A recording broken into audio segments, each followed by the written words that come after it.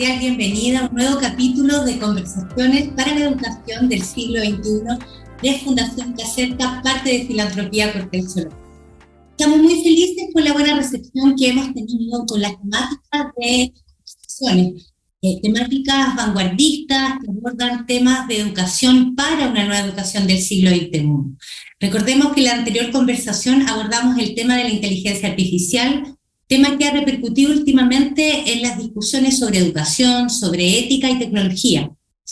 Esto nos lleva a entender la importancia de instalar este y otros temas de vanguardia en las reflexiones actuales sobre educación de calidad. ¿Para qué? Para poder aportar con información, con contenido, con innovación y poder aplicar criterios sobre el vínculo que estamos gestando con esta innovación digital. Para conversar de estos temas, hoy tenemos un invitado de lujo para poder hablar sobre el aprender de manera lúdica, sobre el juego, sobre la ética, sobre educación.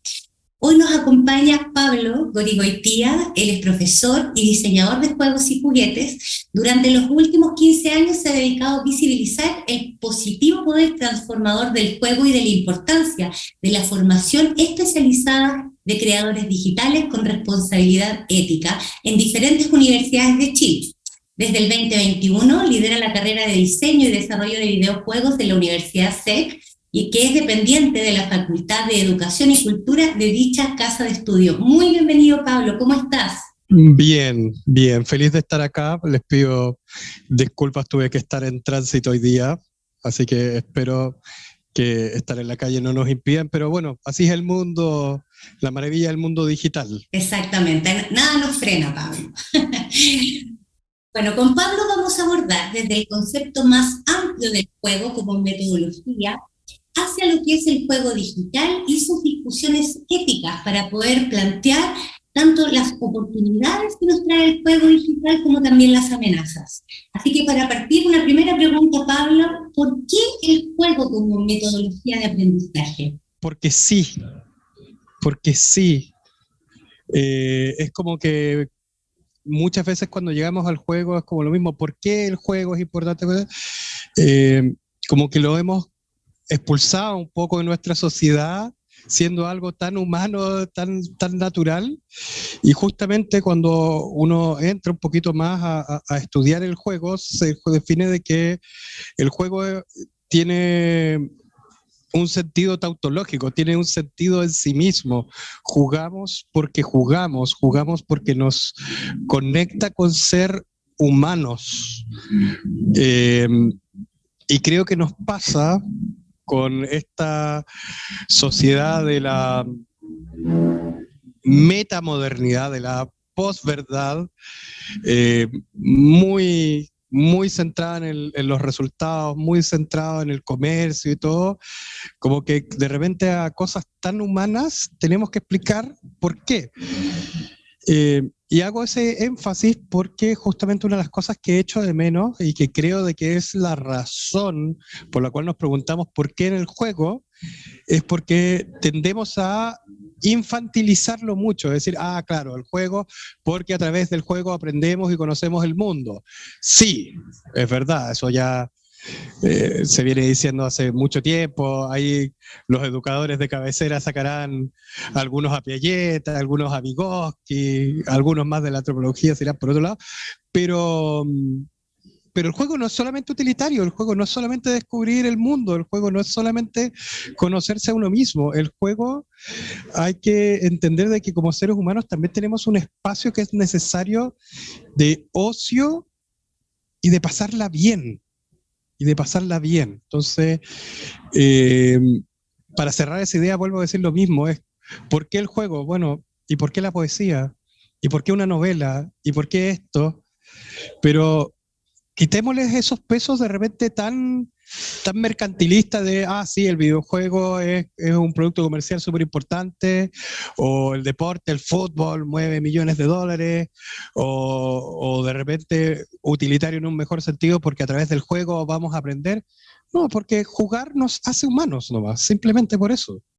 Jugar nos hace humanos y de alguna manera en el modelo educativo tradicional lo hemos dado con 15 minutos en el recreo de los estudiantes. Ahí se permite.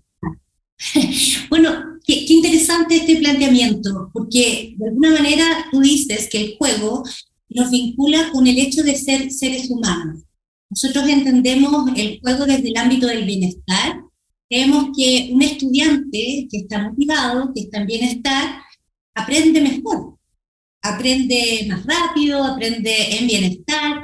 ¿Qué piensas tú con respecto al juego como una metodología que además de generar motivación, mantiene la motivación, hace cautiva a los estudiantes en esto de la forma de aprender? ¿Qué nos puedes compartir de lo que tu experiencia tienes al respecto? Sí, por eso te decía, ahí hay como una lógica de repente un poco transaccional con el juego, sobre todo cuando lo bajamos a estrategias didácticas de gamificación más pura, decir, claro, con esto voy a aumentar el nivel de atención del estudiante y gracias a eso va a estar mejor motivado y voy a lograr que se involucre. Pero a veces olvidamos que el puro hecho de jugar en sí mismo es aprender, ¿ya? Y ese es uno de los desafíos que es verdaderamente también muy interesante. Que la gente dice, hasta el peor juego te enseña a jugar. O sea, jugar es una ficción muy interesante. Pensémoslo, no sé, pues cuando jugamos a la pinta y decimos, ya sabes que yo te voy a perseguir y todos ustedes escapan y yo persigo. Eso es una ficción en la cual yo tomé un acuerdo con el cual me voy a regir con otras personas. Yo soy el perseguidor y ustedes los perseguidos hasta que yo te toque a ti. Y de repente, pucha, qué difícil nos cuesta dar a entender, no voy a hablar ni siquiera de niños, en adultos, oye, uno tiene un turno para hablar, por ejemplo, y sin embargo, cuando jugamos a la pinta, todos entendemos de que es nuestro turno de ser perseguidor o ser perseguido. O pensando en estos juegos más rondas, supongo que todos conocen esta variación de, esta es la marcha del calentamiento, ¿ya? Cuando uno está un poquito agotado con los niños y juega, este es el juego del silencio, el primero que habla, ese perderá, y uno puede tener todos los niños calladitos. Claro, estoy haciendo ahí de nuevo un utilitarismo, pero demostrar de que no es solamente la atención donde está el potencial del juego, está en el mismo juego y cómo ese acto de jugar, como ese espacio de esta ficción que pone un alto a la sociedad, que de hecho tiene un nombre técnico muy lindo, se llama el círculo mágico. Los expertos en juegos hablan de que cuando tú estás haciendo un acto libre de ser partícipe del juego, entras en este círculo mágico y cuando la gente juega mal, rompe la magia. O sea, es muy poético eso. Podemos llevarlo a cosas de más bien empezar a verlo al revés, en lugar de pensar qué cosas puedo sacar del juego para hacer mi clase más interesante, qué cosas, más bien preguntarme qué juego ya existe y quizás está enseñando lo que yo quiero enseñar. Entonces, ahí también un poquito para reemborcarme todo, qué estrategias puedo usar el juego para una experiencia de aprendizaje. Todo juego es una experiencia de aprendizaje. Más bien aquí el potencial viene de cómo tengo la capacidad de mirarlo con otra mirada al juego para buscar producir esos aprendizajes.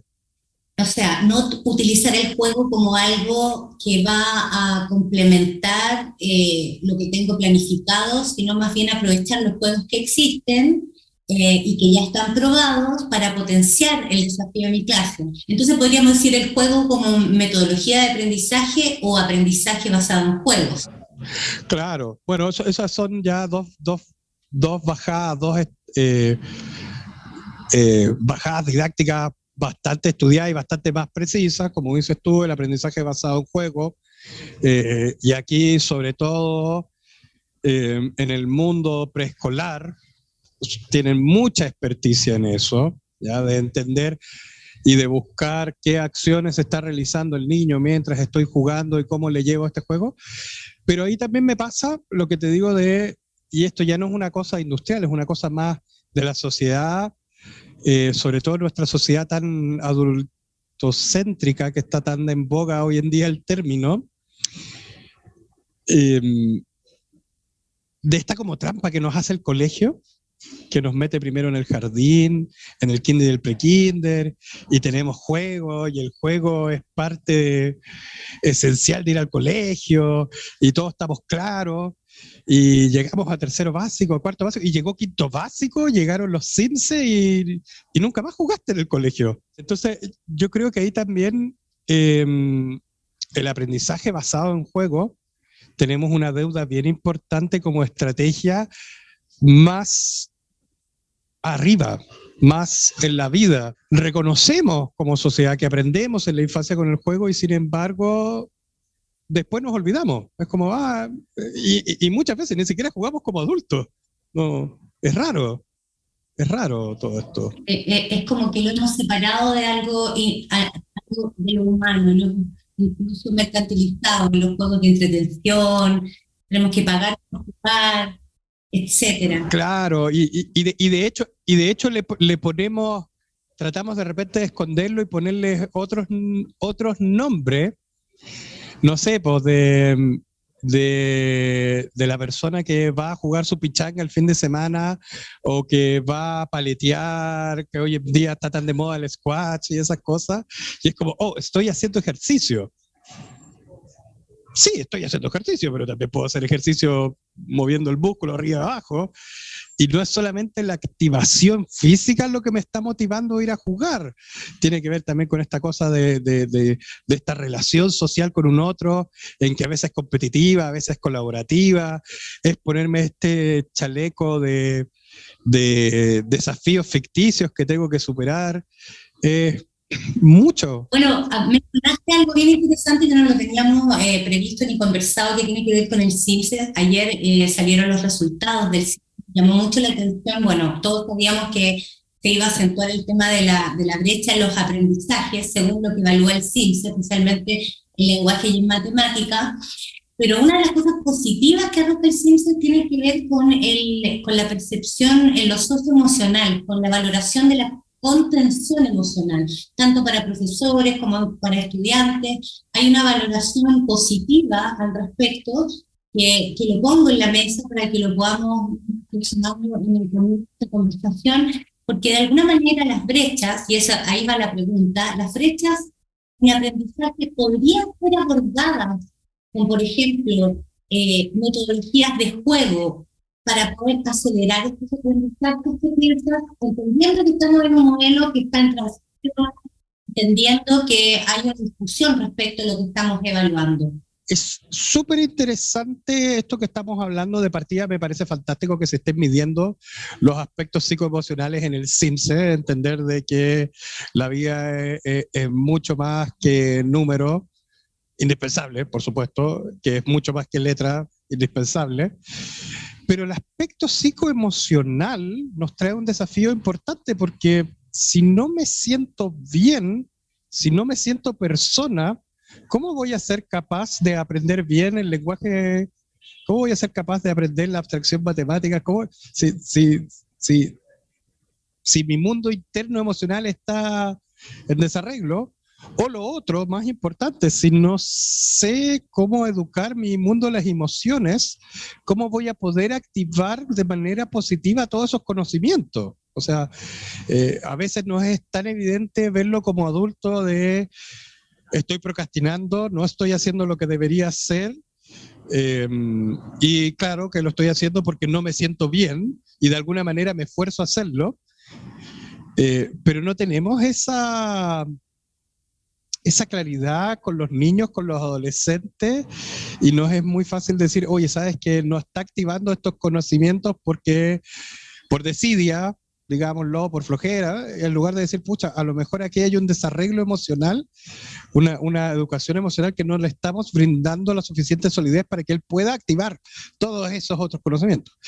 Y dentro de eso, justamente, hay una cosa muy interesante que está pasando que me ha tocado ver en el último año con la valoración del juego dentro de espacios educativos, dentro de colegios, dentro de la sala de clases, sobre todo con juegos tradicionales, con juegos de mesa y en particular con juegos de mesa muy contemporáneos, muy actuales, en que, claro, la mayoría de las personas dicen, oye, un juego de mesa, e inmediatamente se retrotraen a un ludo, a un ajedrez, a un Monopoly, la Gran Capital, pero hay hoy en día una variedad de juegos tan interesantes de colaboración, de participación, de construcción de relato, un juego que se está usando mucho en colegios, y que hay mucho al respecto, muchos profesores que yo creo que están escuchando lo deben conocer, el Story Cubes, que son una serie de dados de 6 caras que tienen dibujitos y que con esos uno va invitando a la persona a contar una historia. Ese es el juego, tú cuentas 2 partes y vamos tomando de acuerdo qué va pasando en la historia. Pero es maravilloso también porque esas historias siempre te van contando un poquito de lo que está pasando ahí dentro de ese estudiante. Dixit, Musa, que son juegos muy interpretativos de que uno elige una imagen y los demás tienen que adivinar qué imagen inventó él, dando pistas que tienen que ser relevantes, pero que no adivinen. Es una cosa como un poquito como el bachillerato, de que uno más o menos, si tenía las mismas palabras que los otros, ganaba menos puntajes, pero con una vuelta de tuerca interesante estos juegos, porque también tienen un aspecto colaborativo, en particular Dixit, Musa, todos esos juegos, porque uno tiene que tratar de que adivine la menor cantidad posible, pero tú pierdes si ninguno adivina. Entonces está buscando ahí de que tú promuevas ese tema, y insisto de que por eso una de mis locuras o una de mis pasiones son los juegos de mesa, los juegos análogos, porque está frente al otro. Cuando yo empecé a hacer mis primeros proyectos en juegos educativos, sobre todo en videojuegos, es verdad que las pantallas se constituyen como unas verdaderas barreras perceptuales para uno como profesor. O sea, yo trabajando en este juego veo a 5 chicos en una pantalla, en un juego, en una tablet cada uno, y digo, estos chicos no están interactuando.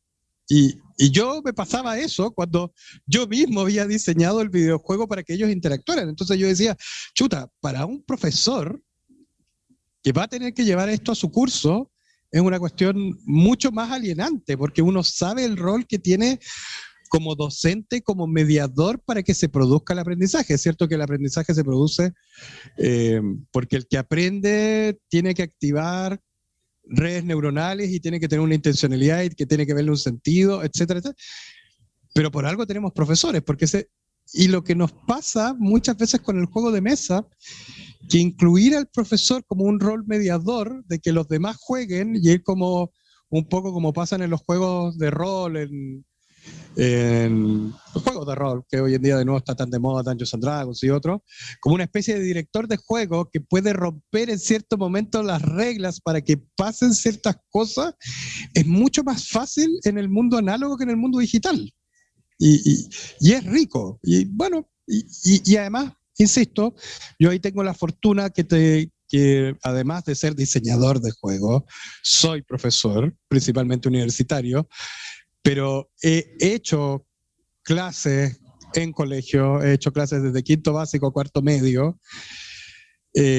Son desafíos súper interesantes de cómo lo abordamos, y es cierto que se da una energía distinta cuando veo a las personas sentadas alrededor de la mesa enfrentando un problema que es un juego, o sentados en el piso discutiendo cómo abordar lo que va a pasar acá. Bueno, ayer pudimos palpar esa realidad que nos compartiste en la visita a la universidad, y claramente en la sala estaban todos los jóvenes jugando, experimentando, practicando, y había un ambiente, un contexto muy de bienestar, De hecho, nos contagiamos, las dos personas que fuimos, nos fuimos en mucho bienestar solo con el simple hecho de habernos permitido interactuar y jugar con estos juegos análogos. Quiero pasar esta pregunta. Cuéntanos si pudiéramos profundizar en esto de los juegos análogos para poder llegar al tema más juego digital. El diseño de juegos de mesa es y en realidad de juegos análogos partimos mucho más atrás, partimos con las llamadas dinámicas lúdicas, para que nos entendamos, estamos hablando de jugar a la pinta. Finalmente, ¿qué es un juego? Un juego es simultáneamente una experiencia emotiva, pero que es producto de un sistema. Y todos esos sistemas tienen una estructura súper fácil, una vez que los aprendes. Después vienen las partes más, de que se constituyen en lo que yo llamo la tríada básica del juego, o la tríada básica de los elementos de juego, donde todo juego tiene un objetivo, algo que el jugador quiere lograr, ¿ya? Tiene uno o una serie de desafíos, un problema que el jugador tiene que resolver, ¿ya? Por eso hay mucha gente que dice que los juegos son problemas ficticios, y uno tiene que tener medios, que los medios son las llaves que yo le doy al jugador para resolver estos desafíos. Y como yo balanceo estos tres elementos, voy a lograr que la persona esté involucrada en el hecho de jugar, porque aquí hay una cosa que es muy biológica. Nuestro cerebro está buscando todo el tiempo resolver problemas y detectar patrones, ¿ya? Y si además yo le doy como una lógica de recompensa, tú quieres tal cosa, voy a querer resolver ese problema de mayor manera. O sea, pensemos de nuevo, un juego súper clásico, el Ludo. ¿En qué consiste el Ludo? El juego del Ludo consiste en ir desde un punto A, que tengo las fichitas de este lado, a un punto B, lanzando dados, administrando estas fichas, comiéndome las fichas de los demás, ¿ya? Mis desafíos son de que, bueno, a pesar de lo que creían los griegos, que esa es otra cosa muy divertida, también metemos desde ella a los estudiantes, uno no controla el azar. Uno como adulto lo sabe, pero internamente no es así. De hecho, no sé, cuando uno juega con niños, ¿te ha pasado de que el niño tira un 6 y dice, sí, soy súper bueno y soy genial? Y tira un 1 y dice, oh, como que es culpa de él.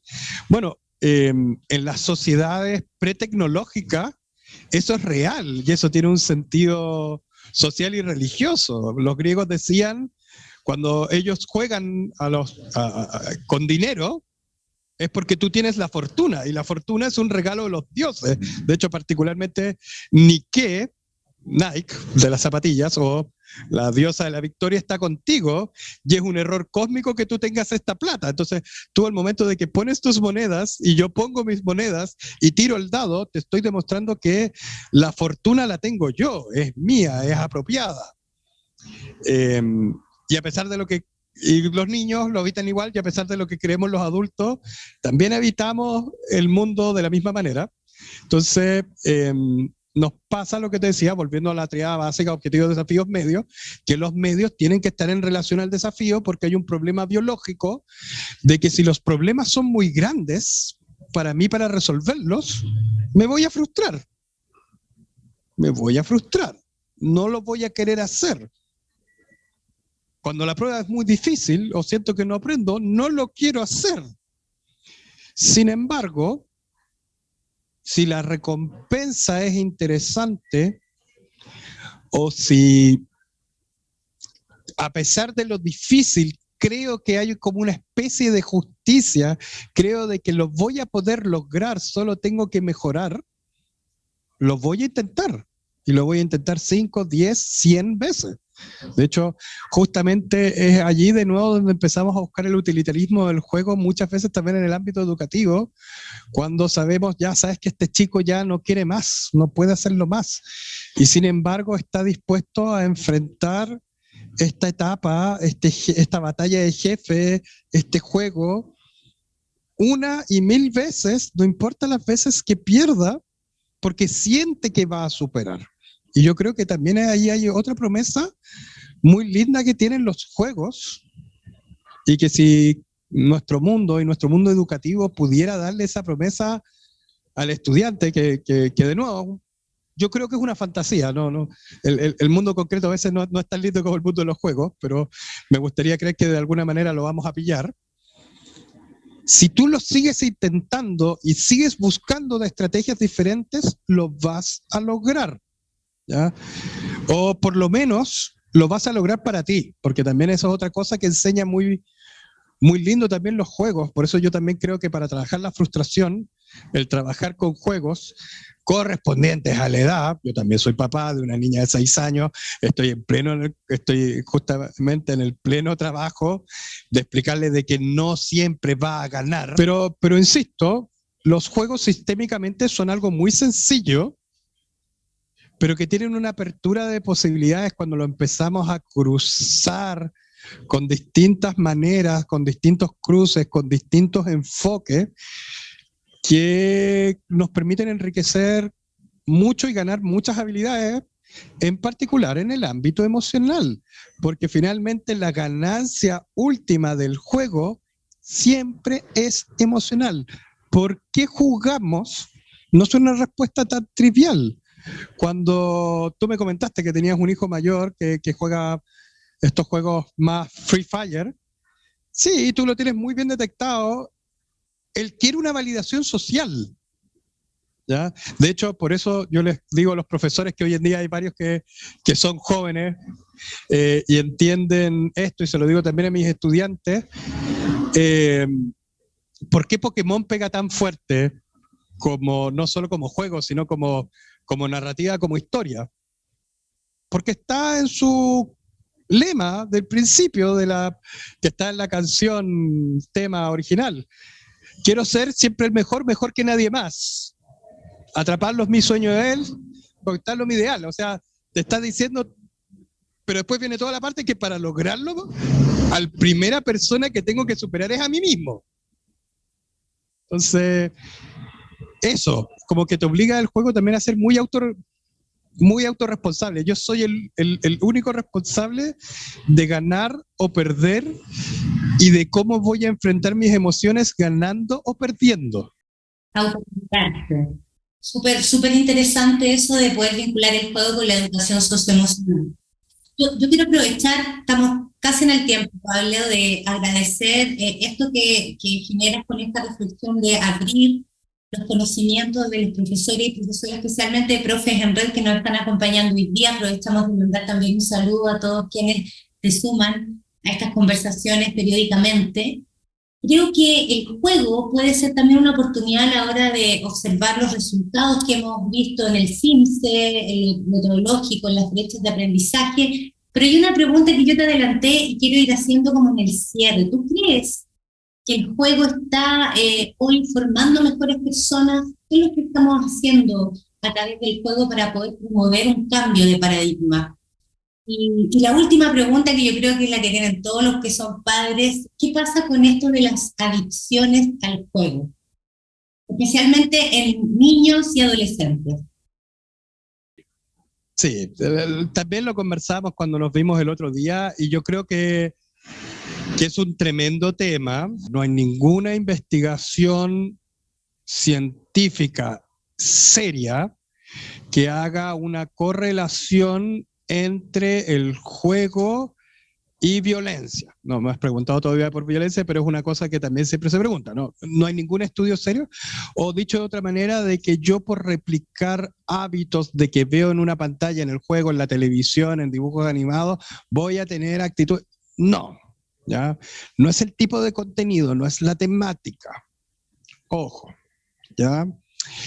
Respecto a si los juegos producen adicción, sí o no, y yendo también a las investigaciones duras, la respuesta corta es sí, los juegos pueden ser adictivos, y por algo hay una categoría que se llama la ludopatía, y como yo te decía, está muy apropiado de lo que tiene que ver con los juegos de azar.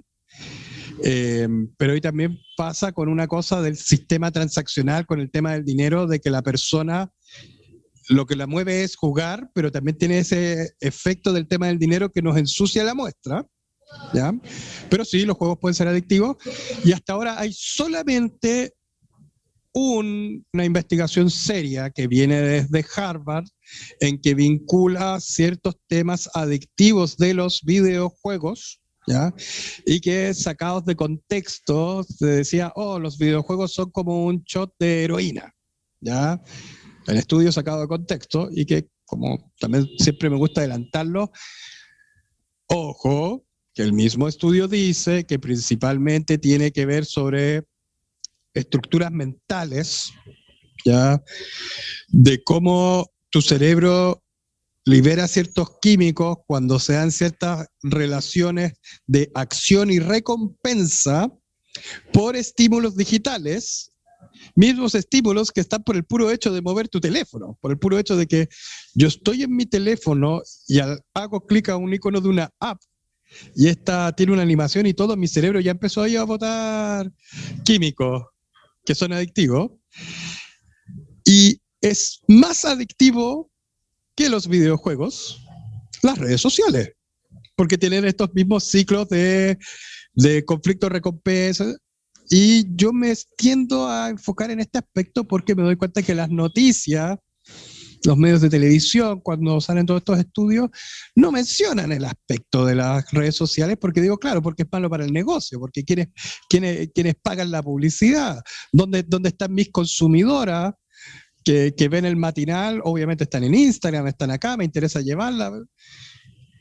Y eso también me preocupa porque nos deja otro ámbito en el espacio de la adolescencia muy desprotegido, que yo creo que ahí que es preocupante, que miramos con ojos así al hijo o hija cuando está en la consola y no miramos así al hijo o hija cuando está en Instagram. Que además, dicho sea de paso, es más peligroso porque estas son las investigaciones que están medianamente probadas, no absolutamente probadas, porque la adicción de las redes sociales también viene por un aspecto de que las redes sociales también son una ficción, pero es una ficción que nosotros creemos que es la realidad y nos está metiendo modelos que son súper dañinos psicoemocionalmente, comparando estilos de vida que no son reales y obligando a adolescentes que sienten que tienen que pegarse un modelo. Y insisto, miramos con ojos bastante más a veces permisivos los teléfonos y las redes sociales que los videojuegos, ¿ya? Porque aquí esto es una cosa de que cualquier persona que trabaje con adolescentes lo debe intuir, y cualquier persona que trabaje en psicología más dura y neurociencia lo podrá confirmar con estudios, porque lo fundamental en estos contenidos y en estos hábitos es el rol mediador que tenemos como padres. Y ahí nosotros tenemos que asumir que nuestra responsabilidad no se acaba solamente siendo un mediador de los contenidos de nuestros hijos cuando son niños, sino que también cuando son adolescentes. Y claro, es súper complicado porque por un lado la adolescencia es el momento de buscar mi propia identidad. Esa búsqueda de mi propia identidad muchas veces está por ser diferente a la identidad que me ha otorgado el círculo en el que estoy, principalmente como no soy mis papás. Es sano, está bien, como no soy mis papás, como no soy mis profesores, como no soy mis amigos de toda la vida. Entonces, claro, como padre al mismo tiempo necesito darle esa libertad al hijo para buscar todos esos espacios, porque si no sé de qué voy a tener. Pero tengo que saber dónde está, tengo que saber en qué está. Ya no lo puedo controlar, no le puedo simplemente poner el control parental, no va a funcionar, no le puedo apagar la tele, no va a funcionar. Pero los juegos son adictivos también por la misma razón de que casi cualquier cosa es adictiva, porque viene a llenar un vacío social y emocional que tiene esa persona. Con esa frase, Pablo, esa frase de que el juego viene a llenar un vacío existencial. De hecho, hablamos de la falta de sentido y que manera, la falta de sentido nos lleva a buscar caminos para poder llenar ese sentido y tener la vida. Estamos casi al final del tiempo, así que como cerrando, me gustaría que pudieras mandar un mensaje a los que respecto a qué manera pueden aprovechar esta oportunidad, esta reflexión respecto al juego, de qué forma podemos seguir informándonos, comentándonos, compartiendo experiencias lúdicas, metodológicas de juegos digitales y no digitales para poder nutrir estos aprendizajes que sin duda hoy, después de los resultados que hemos visto, se hacen cada vez más urgentes. A ver, yo creo que el primer paso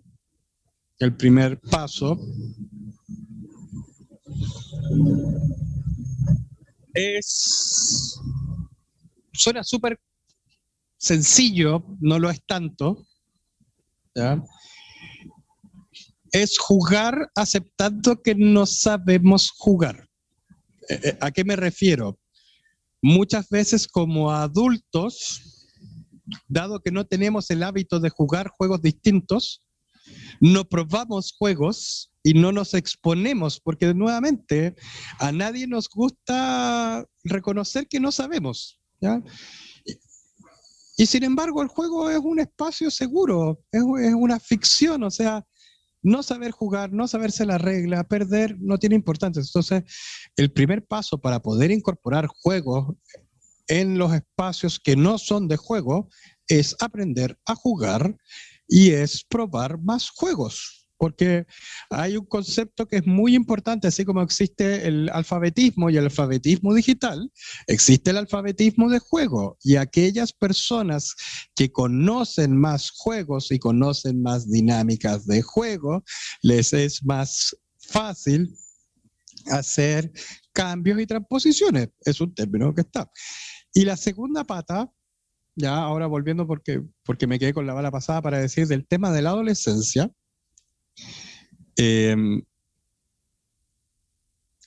que digo, las adicciones están en los vacíos, pero también es aceptar que la adolescencia es un proceso de buscar la propia identidad, y eso pasa con también tener un vacío, y es bueno, así como es bueno en los niños más chicos que los niños chicos estén aburridos.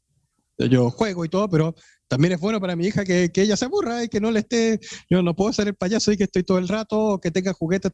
No, para el adolescente también es bueno dejarle su espacio de estar confundido, de estar perdido, valorarle eso y decirle, oye, está bien, te sientes así, ¿ya? No mitigar, no minimizárselo en el sentido de, y va a pasar, porque bueno, sí, va a pasar, pero está bien que estés perdido. Y entiendo de que en esto, pero estoy acá. ¿Me quieres hablar? ¿No me quieras hablar? Y ahí viene la última pata, que es lo que quería decir, del estar perdido y darle valor a los espacios de juego y de ficción en los adolescentes. ¿Por qué los adolescentes rayan la papa con Harry Potter, con Twilight, con el Juego del Hambre? ¿Por qué se meten tan fuerte en el mundo del anime? ¿Por qué quieren ser cosplayer? ¿Por qué todo? Porque nosotros también construimos nuestra propia identidad, quién somos nosotros en el mundo real, a través de las ficciones que consumimos. Y eso es algo que en el adultcentrismo hemos querido tapar. Todos en algún momento idolatramos personajes que también son de ficción. Cuando te dicen, oye, esa persona idolatra a un futbolista, él no idolatra a la persona. El futbolista también es una ficción construida por los medios en base a un ámbito súper particular de la vida de ese futbolista, que es jugar fútbol y las notas que le sacan. No es la persona, es una ficción. Y nosotros construimos nuestra identidad final, esa identidad que yo digo, ya, ok, no quiero ser como mis papás, no quiero ser como mi círculo, y no sé quién soy, jugando cosas, leyendo cosas, viendo dibujos animados y todo. Y yo creo que tenemos que reconocer el valor de ese espacio, de esa que además hoy en día es global, porque lo que ven nuestros hijos es lo mismo que ve el tipo en Corea y es lo mismo que está allá y lo remixean y todo. Y decirle, ¿sabes qué? Ok, esto es importante para ti, no lo cuestiono, pero me siento acá al lado. Me siento acá al lado, ok. ¿A ti te interesa esto? Me siento... O más bien, ¿me puedo sentar al lado, pedir el permiso? Y quizás con suerte, ahí de nuevo entrar al espacio, ¿ya? Hoy en día los juegos hacen mucho de eso, ¿ya? ¿Por qué los juegos para los niños son tan importantes? Porque también construyen quiénes somos. Cuando dije los juegos nos hacen humanos, no nos hacen solamente humanos, por eso te decía, no solamente el juego animal, de que me enseñan a hacer cosas, ¿no? También construye la identidad de quién soy y de quién voy a ser. Qué bellas palabras para ir cerrando, Pablo. Me ayudan a entender quién soy y quién quiero ser también. Así es, sobre todo. Bueno, Pablo, agradecemos enormemente que hayas podido compartir todo este conocimiento, esta experiencia, tu mirada con respecto al mundo y el juego como un aporte a un desarrollo distinto. Así que quiero también como ofrendar todo esto a los profes en red que nos han seguido ya en 6 versiones. Invitarlos a suscribirse a nuestro canal de YouTube siempre, Fundación Caseta. Tenemos ahí un tremendo repositorio de contenido de vanguardia en educación. Recuerden que lo anterior fue inteligencia artificial. Hoy abordamos el juego desde todas sus dimensiones y también tuvimos una rica reflexión bastante ética respecto al juego para poder aportar las discusiones y las nuevas miradas que se requieren para una educación del siglo XXI. Muchas gracias nuevamente, Pablo, un fuerte abrazo y nos vemos en una próxima conversación para la educación del siglo XXI. Yo feliz de venir las veces que me inviten y ojalá poder ayudar a toda persona que quiera aprender a crear juegos y sobre todo si buscan crear juegos con sentido, es lo que estamos tratando de hacer. Perfecto, buenas noches, que estén muy bien. Adiós.